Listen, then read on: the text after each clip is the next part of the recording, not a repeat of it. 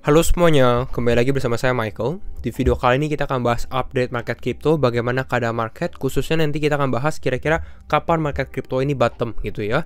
Nanti kita juga akan melihat secara analisa teknikalnya, karena memang Bitcoin sempat melakukan drop yang cukup besar juga untuk hari ini gitu ya. Jadi kita akan bahas, dan kalau misalnya teman-teman suka video ini, jangan lupa untuk share videonya, like ataupun subscribe. Kita akan langsung masuk aja ke dalam videonya ya.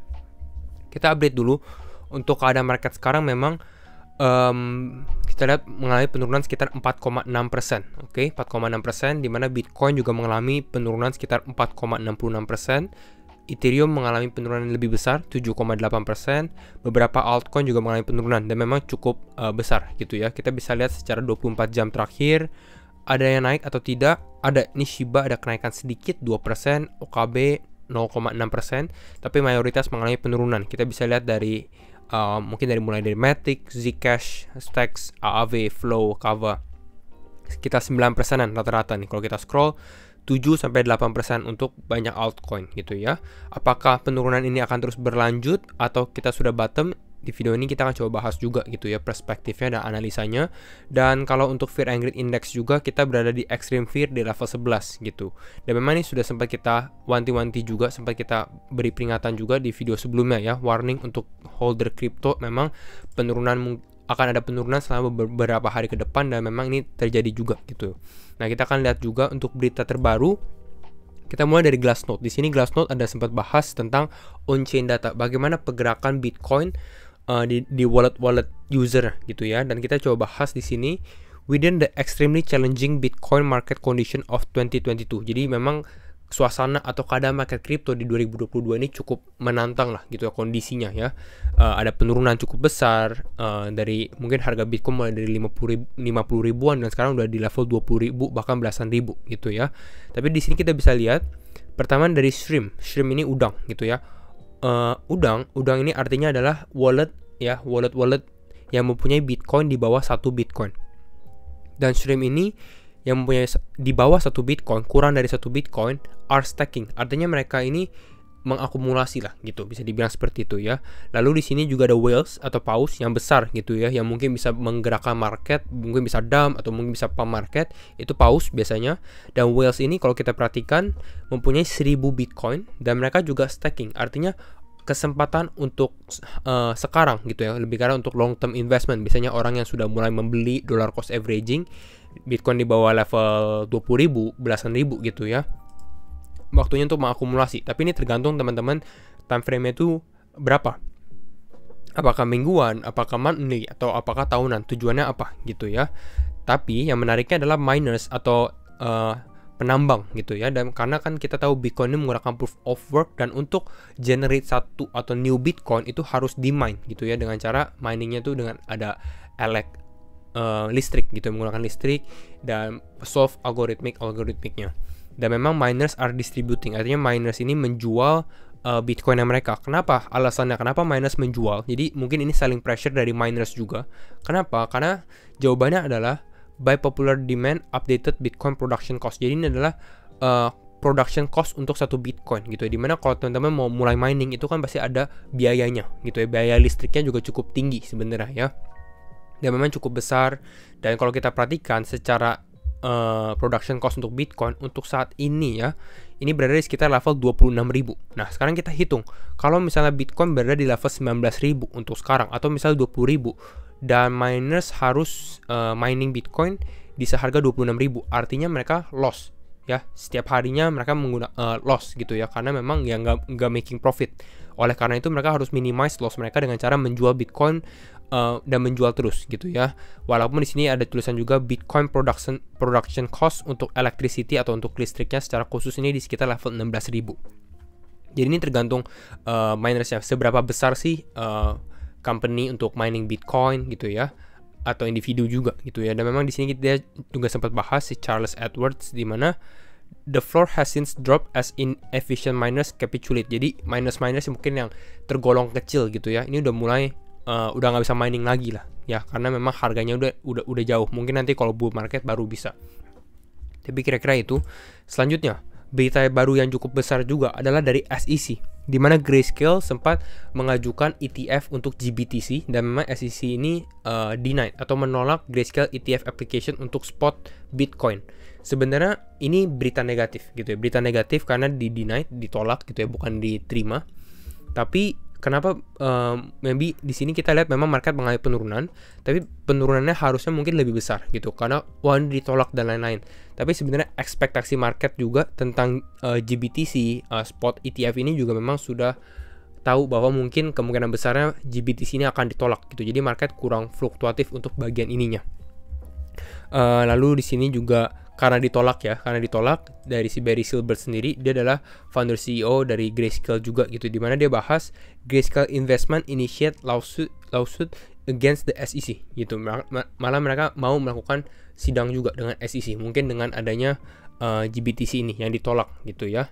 Kita kalau lihat lebih detail di sini bisa kelihatan Grayscale Investment initiate lawsuit against the SEC, dan ini ada dokumennya gitu ya. Jadi ini cukup besar di market kriptonya. Dan sekarang kita akan masuk untuk analisa teknikalnya juga untuk Bitcoin. Nah, kalau untuk sekarang kita lihat di time frame 4 jam memang Bitcoin ada sedikit hijau gitu, candle hijau. Bitcoin berada di level 19.100 dan memang ini sempat saya membuat ini seperti level support sementara lah gitu. Apakah support ini akan bertahan untuk Bitcoin? Belum tentu juga gitu ya. Tapi memang ini support sementara di area sekitar 19 ribuan. Ya, pertanyaannya untuk sekarang adalah apakah dalam beberapa hari ke depan atau mungkin beberapa jam ke depan ya, karena mereka cukup volatilitasnya cukup tinggi, apakah bisa turun lagi ke bawah gitu ya. Kita akan coba analisa, kembali lagi disclaimer on and do your own research karena setiap keputusan tetap di tangan teman-teman ya. Kita akan hanya coba analisa dan memberikan opini. Mungkin kita lihat dari pattern sebelum yang sempat kita bahas ya. Kita lihat dari sini. Nah ya, kita bisa lihat dari sini grafik yang sempat kita bahas sebelumnya, dimana ini kita coba balikin grafiknya dulu ya, kita inverse grafiknya gitu ya. Karena di sini kita bisa membahas perbandingan dua tipe pattern gitu ya. Sempat kita bahas di video sebelumnya, teman-teman bisa cek dimana ini grafik kebalik. Jadi artinya kalau misalnya kita lihat harganya naik seperti ini artinya Bitcoin mengalami penurunan. Teman-teman bisa lihat dari price-nya atau harga di sini ya. Semakin ke atas harganya semakin menurun gitu ya. Semakin ke bawah harganya malah semakin naik. Ya, kenapa? Karena memang ini lebih membuat kita lebih gampang mencerna perspektif yang baru juga gitu ya. Di sini sempat kita bahas kemarin tentang pattern Adam and Eve gitu ya, pattern Adam and Eve, dan memang ini udah mulai play out gitu ya, udah mulai terjadi. Sebelumnya sempat kita bahas mungkin di area ini gitu ya. Kita lihat apakah Bitcoin akan benar-benar breakout atau naik ke atas, artinya kita mengalami penurunan ya untuk harga, dan memang ini udah terjadi. Ya, di sini kita bisa lihat kita udah keluar dan memang volumenya juga cukup besar juga. Kalau kita dari volume, ini udah selling volume, walaupun sekarang masih ada buy volume, tapi kalau kita perhatikan belum terlalu besar sih ya untuk buying volumenya. Nah, kalau kita perhatikan untuk sekarang sebenarnya ya, berdasarkan target saja gitu. Kalau kita berdasarkan target pattern di sini Adam ya, terus ada Eve di sini, lalu kita breakout. Secara pattern sendiri itu targetnya berada mungkin di kisaran, kalau kita tarik di sini, ini saya sudah hitung di sekitar level 18.093, mungkin 18.100-an. Dan memang ini cukup pas juga berdasarkan dengan low sebelumnya kita. Kita sempat ada low di sekitar level 18.000, walaupun memang kalau kita lihat dari secara candle sendiri ya, ini ada paling bawahnya itu di sekitar 17.600. Ya, jadi kira-kira ini adalah dua target kita. Nah, jadi untuk sekarang masih ada potensi untuk Bitcoin mengalami penurunan, karena memang kalau berdasarkan technical pattern sendiri ya, kita harus mungkin tes di 18.093 gitu.